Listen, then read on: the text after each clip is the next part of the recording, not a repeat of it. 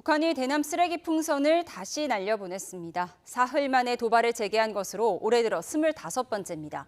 이런 가운데 북한은 오늘 우리의 국회격인 최고인민회의를 열고 개헌에도 나섭니다. 취재기자 연결해 자세히 들어보겠습니다. 이종원 기자.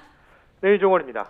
네, 북한이 사흘 만에 쓰레기 풍선 도발을 재개했는데 얼마나 날려보냈는지 집계가 됐습니까? 네, 합동참모본부는 오늘 새벽부터 북한이 쓰레기 풍선으로 추정되는 물체를 또다시 부양했다고 밝혔습니다. 오전까지도 서울에서 풍선이 식별됐는데 구체적인 도발 풍선 수는 좀 더 지켜봐야 하는 상황입니다. 앞서 합참은 풍향을 고려할 때 경기도 등 수도권으로 날아갈 가능성이 있다며 낙하물은 접촉하지 말고 신고해달라고 당부했습니다. 북한이 대남 풍선 도발에 나선 건 사흘 만으로 지난 5월 말부터 시작해 올해 누적 횟수가 25차례에 달합니다.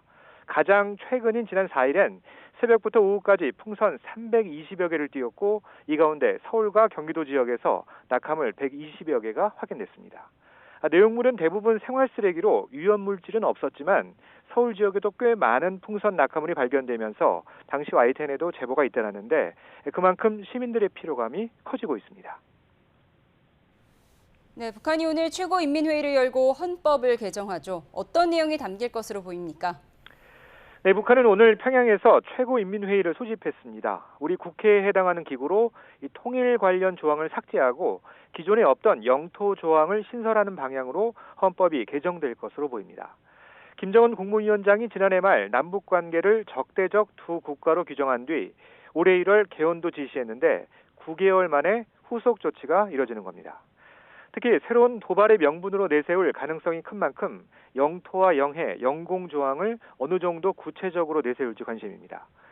이와 함께 통일부는 남북관계를 통일을 지향하는 특수관계로 규정한 1991년 남북기본합의서 파기안도 처리할 가능성이 있다고 내다봤습니다.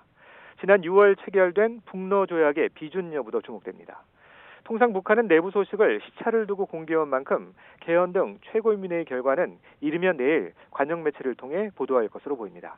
지금까지 통일부에서 YTN 이종원입니다.